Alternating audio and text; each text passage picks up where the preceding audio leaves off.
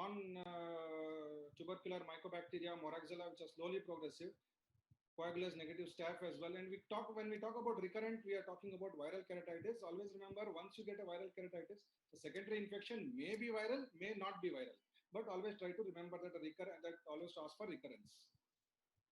Vision loss, a sort of blurring of vision is usually seen in peripheral corneal ulcers and peripheral perforations, whereas a large central ulcers, any case of endophthalmitis, a cataract or a glaucoma, the patient will complain of loss of vision. What causes trauma is also important, though it is not definite, but it gives some kind of a clue as to what could be the infection. Metallic, sharp, foreign bodies, these are the ones that can cause gram-positive infections. Vegetative matter, we all know the famous fungal. Acanthamoeba could also be caused by vegetative matter. Dust, fall of dust in the eyes. It could be mixed, it could be anaerobic, it could be microsporidiasis. Insects, fall of insects is quite common. So it could be fungal or gram-positive or gram-negative, depending on how early the disease starts.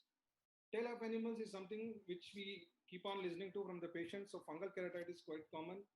Bacillus in broomstick, and contact lens can have any range. A trauma with a contact lens can cause a staphylococcus infection. Pseudomonas is seen in contact lens keratitis, and we know that acanthamoeba is associated with contact lens keratitis. Now, when you're giving a history of presenting illness, this is just an example where you will tell it like a story as to what happened from every day till the present day. In our case, we will just try to say that he was fine about a month back when he got injured with a stick. Then this was associated with pain, which was severe at the instant of trauma, and it did reduce by taking medications, probably some tablet from a local pharmacy. Details are not known. And there was blurring of vision associated with this episode of trauma, which didn't improve. And this was also associated with redness and watering that persisted even when the pain subsided. Over a period of time, what happened is after a week or so, he started noticing this whitish discoloration in his eye. That is when he was scared and went to a doctor. He gave a couple of drops, which he started around 3 to 4 times a day. He doesn't have details of either the prescription or drops or the bottle. Then for the next 12 to 15 days, he used these drops. His blurring of vision progressed, whitish discoloration progressed, dull aching pain was present throughout the day, relieved partially with oral tablets. And of course, redness and watering was there. As the symptoms didn't improve, he came to us. So try to build a story sort of a thing as to what happened from day one till the time you took the history. Now we are going to talk about negative history and why we are asking this negative history. On the left side of your screen is what we are asking, and the right side you will have why we are asking it. We need to ask about history of watering and discharge. That gives a clue to whether there is any chronic dacryocystitis. Pneumococcus is usually associated with chronic dacryocystitis. There's a mistake there. Then any history of ocular surgery, you need to ask for any cataract surgery, refractive surgery, or transplant. If the person has undergone transplant, was there a BCL that was put, suture removal, was it done?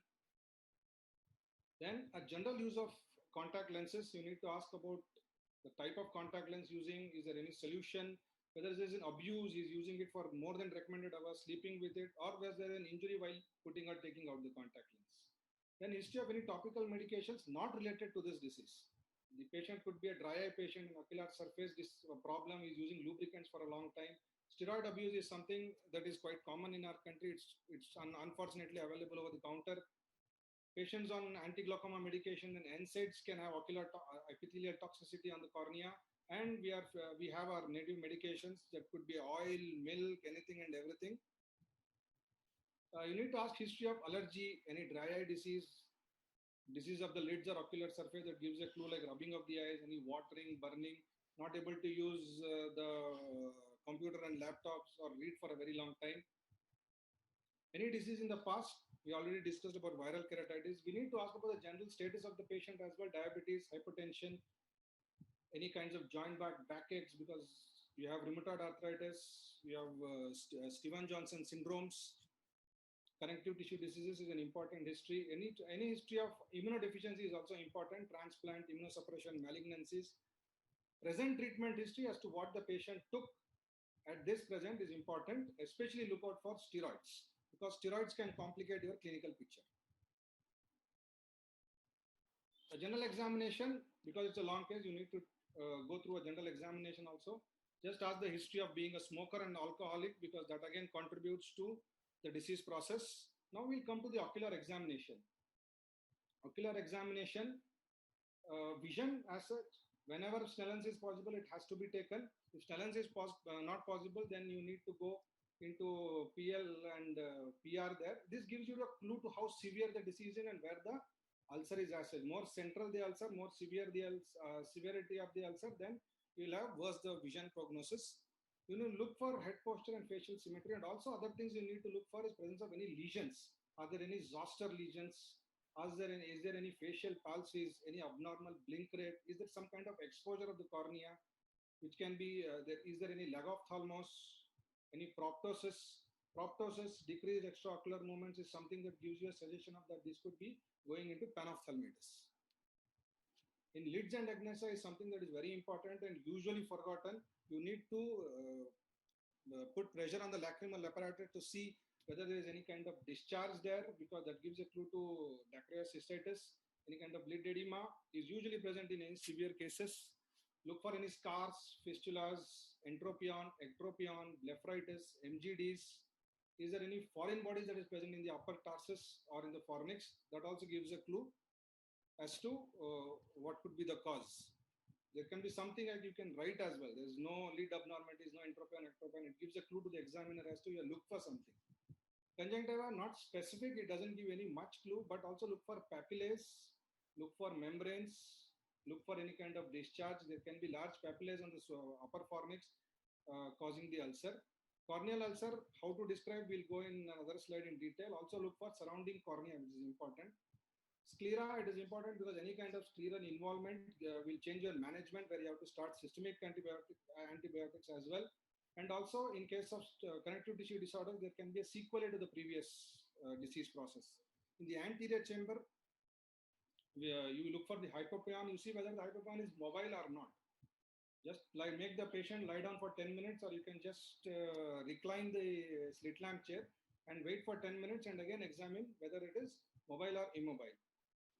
And whenever possible, you should always comment on the anterior chamber.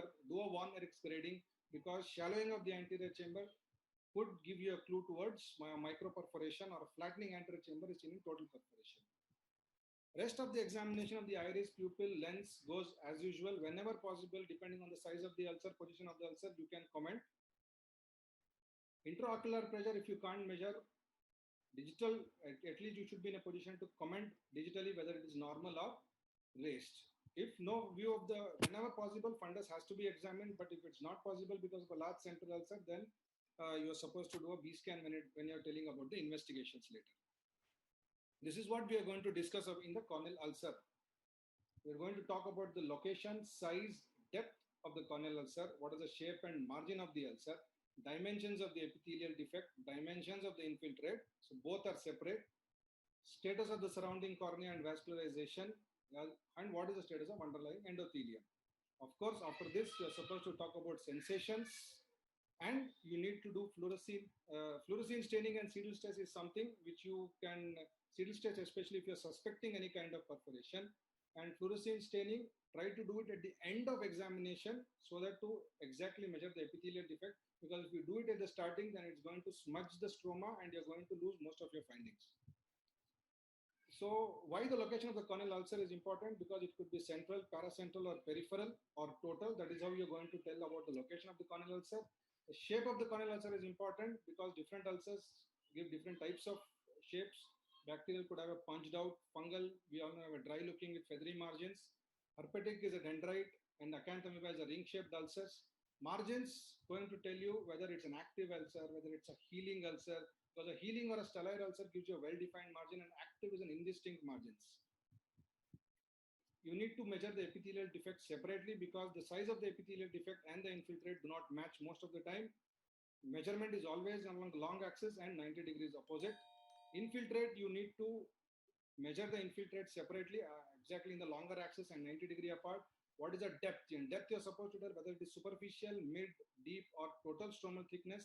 If there are multiple infiltrates of different depths, then you have to describe each and every infiltrate separately. If there is any corneal thinning or descemetocele, has to be carefully looked for. So this is, after all these things about the size of the ulcer, depth of the ulcer, infiltrates, environment, this is the grading which can be followed. Corneal diagrams is very important. This is something where the examiner is very much interested. So we have our own infiltrates in our environment. This is the grading which can be followed. Corneal diagrams is very important. This is something where the examiner is very much interested. So we have our own favorite colors. We got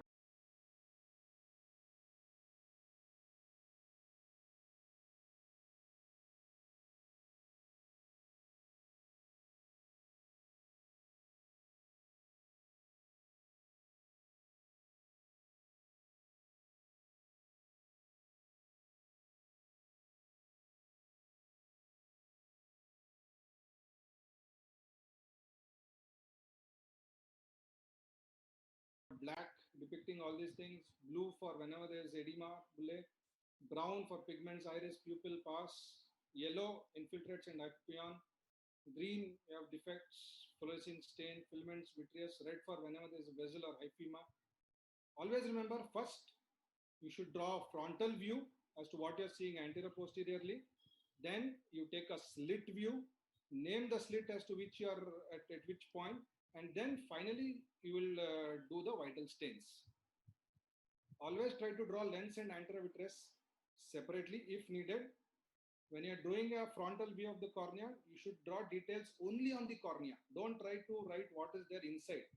Don't try to depict hypopyon. Don't try to repeat ACX dates or foreign body in the ACs. If you want to depict all those things, draw a separate diagram and then depict that separately and draw and write it there. This is cornea, this is anterior chamber. Because putting too many things will cause lots of confusion. Then, just like I told you have to depict the site of the slit in the frontal view. Whenever there's a stromal thickness, always remember you have to bow the cornea behind and not anteriorly.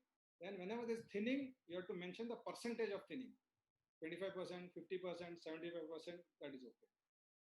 This is how 90 degrees on the the longest length and 90 degrees apart. We'll come back to our case. I'm just giving an example. This is our corneal diagram is drawn, and try to name the important points there. You have to try to name the important things there. There's circumcorneal congestion, there's edema, size of the infiltrate as such 8 into 9 millimeters. This is the size of the epithelial defect, and the clock covers as such is present in the periphery where the limbal involvement is there. Now there are two slits because in this ulcer we have two different set sizes of infiltrates, slit 1 and slit 2. So these are the findings of slit 1, and according to the headings at which we described, this is how we will write each and every point. A large central ulcer extending up to the temporal limbus, 9 into 8 millimeters infiltrate with limbal involvement from 3 o'clock to 5 o'clock meridian, 6 into 6 mm epithelial defect at the center of the infiltrate, indistinct margins, dry looking base of the ulcer. Ulcer involves almost 80 to 90% of the thickness of the cornea as the infiltrate there. 1 mm of corneal edema present around the infiltrate. You're going to comment on the surrounding cornea as well, not only on the infiltrate and ulcer. Then rest of the cornea outside it remains normal. Corneal sensations in the clear part of the cornea are intact. This is the slit number 2, where we are going more centrally into the cornea. Slit 1 was in the periphery because those findings were different. These findings are different. In the slit 2, if you see the stromal infiltrate is only 20% of the depth of the cornea, and there is a 2 mm hypopyon that is immobile. So when it comes afterwards, you need to get a summary of your history and findings, because many times the examiner may directly ask you what is a summary. So you need to put the headings of the summaries as to under these headings: demographics, health, symptoms, duration, what is the progression, what is the inciting factor, any treatment, findings, IOP, sensation, Rowe plus, and what is in the contralateral eye. For example, in our case, we'll try to fit in everything.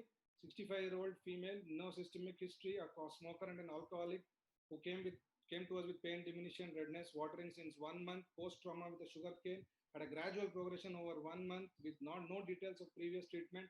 This is the ulcer that we just described, with a normal IOP digitally, with a normal sensations and negative Rowe plus and a normal contralateral eye. These are the things that we are going to write a small 4 to 5 line summary and keep it ready in your case sheet so that whenever the examiner asks, you can always go for it. Now, what is your provisional diagnosis depending on these findings? So my provisional diagnosis would be a left eye severe corneal ulcer. There was mild, moderate, severe there. This is a severe corneal ulcer, probably of fungal origin. There can be other combinations also in your exam. This is for my case, and there can be any other combinations also depending on the etiology. You could have a bacterial, viral, acanthamoeba, or atypical. It could be a mild, moderate, severe. It could be with the desmetocele or with the perforation. This can be an ulcer in a post-PK case. There can be an ulcer in a corneal opacity, ulcer with a degeneration that is present previously, ulcer in a post-surgery case, post-pterygium, post-LASIK, post-cataract. Then you leave it to the examiner to discuss what is your management. And this is a very excellent book that's been there on corneal ulcer diagnosis management, on 4 to 5 chapters of examination and microbiology, which you can go through. Thank you. Thank you, Dr. Aniket Shastri. That was a very excellent and an elaborative depiction of how to present a case. I know it is just you have just touched the tip of the iceberg. I think there are many more things a cornea case can actually, because we have just given a bird's eye view of what is cornea case is going to be. I request all the faculty members to unmute yourself so that we can have a discussion on this case. Can we have all the speakers unmuting? State, then anti-nuclear antibodies that could be added. Ocular investigations is where we have a clinical and microbiological. Clinical ocular investigations, especially that comes to posterior segment evaluation. If you are not able to see the fundus, then you want to see what is there behind, whether there's any kind of endophthalmitis, whether there's any other posterior segment pathology. So you need to do ultrasound B scan. Microbiological investigation is when that is the most important part in a bacterial keratitis. So you need to know how to perform scraping. You should be in a position to explain to the examiner, just like how Dr. Grover sir told now, but you should be in a position to explain how you do a perform a scraping. Okay. Then you need to tell what all smears you want to do. You want to do a gram stain. And if you know, try to remember how to perform a gram staining, which is also important. KOH, potassium hydroxide 10% for fungal. You need to know why you use a KOH. Then cultures are, of course, gold standard.